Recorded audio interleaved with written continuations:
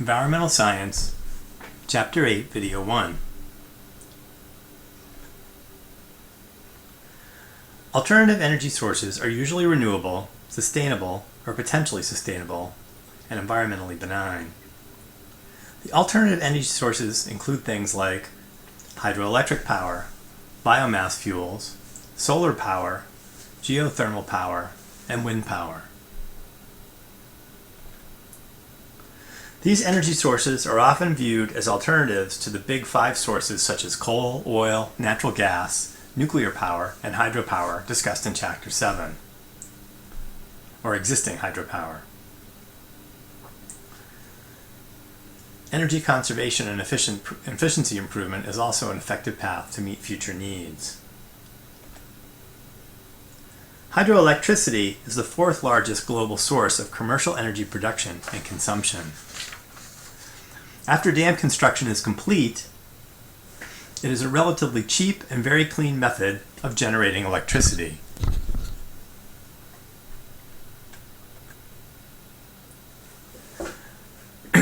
Despite the advantages, there are several drawbacks to hydropower. Like, initial construction can be very expensive. Flooding can destroy large tracts of useful land and natural resources and habitats. For example, the Three Gorges Dam in Yangtze River requires relocation of 1.2 to 1.9 million people and cost a reported $24 billion to build, even with relatively cheap labor at the time. On the other hand, the energy generated is equivalent of 50 million tons of coal every year. Other drawbacks are that reservoirs have a relatively short lifespan due to sedimentation, and reservoirs also modify quality of water and reduce nutrient cycling.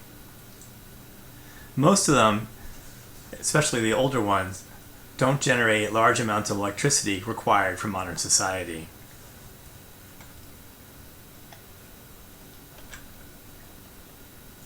The future of hydropower might be in small hydroelectric facilities. It may be more compatible with the natural environment because large-scale hydropower can disrupt the water flow and damage the natural environment, but also local projects to produce local electricity for local customers would cut back on electricity lost in transport.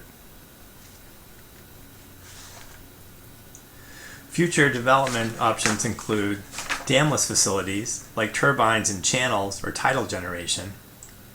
In 2012, Ocean Renewable Power Co. of Portland, Maine connected the first underwater turbine off eastern Maine and delivered to the grid the first commercially produced tidal ocean power. Ocean Renewable Power also has projects in Nova Scotia, Alaska, and Chile.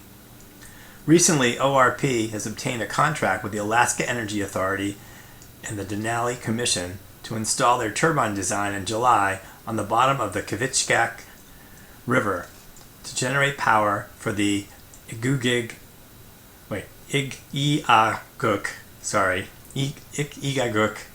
community, which is about 50 people about 250 miles southwest of Anchorage. This system is meant to replace diesel generators. In Alaska, fuel like diesel fuel runs about $8 a gallon in the village. It can also add generating capacity to existing dams, upgrade existing plants to increase their capacity. Worldwide, hydropower is likely to increase over the next several decades, but it's unlikely to contribute as much energy as the fossil fuels have. There are some disadvantages to building new hydropower. They require large amounts of fossil fuel to power machinery and materials to build the dams.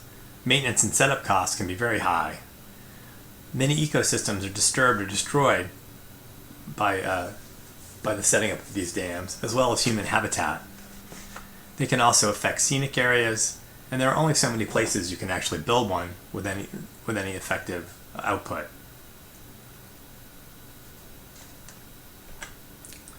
Another alternative is biomass. Biomass provides as much as 15% of all energy consumed worldwide, although only about 4% of energy demands in the United States.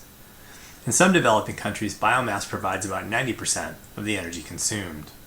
Direct combustion of wood or other organic waste is the most common use of the energy sources. Biomass-derived fuels like ethanol are another way this resource is used. Major sources of biomass energy include waste like wood scraps, paper scraps, and agricultural waste, as well as municipal solid waste. Standing forests, which can be renewable but must be done sustainably. And energy crops, which are land-intensive crops that are burned or fermented into fuel, such as ethanol in cars. Biomass can be used in several ways. Direct combustion, where the combustion is used to drive turbines to make electricity or to heat a building. Thermonuclear conversion to methanol or syngas, or biochemical conversion to ethanol or biogas. Right now, in the American market, a lot of the farmed biomass that's being used goes into the 10% ethanol required in gasoline.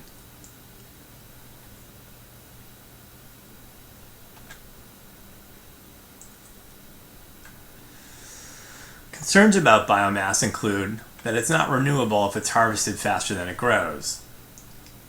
Wood pulp is a great source of energy, but it cannot renew itself at the rate that we use it. Some biomass conversion processes are very inefficient and cost just about as much to make the alternate fuels as they do to sell them. And biomass combustion can be a major contributor to air pollution as well. Let's review this section. How do alternative energy sources differ from traditional energy sources? Describe the principles of hydroelectric power. What are the pros and cons? Describe various types of biomass fuel and technology. What is the global percentage of energy provided by biomass, and can you speculate why this might be a problem? What are the pros and cons to biomass burning?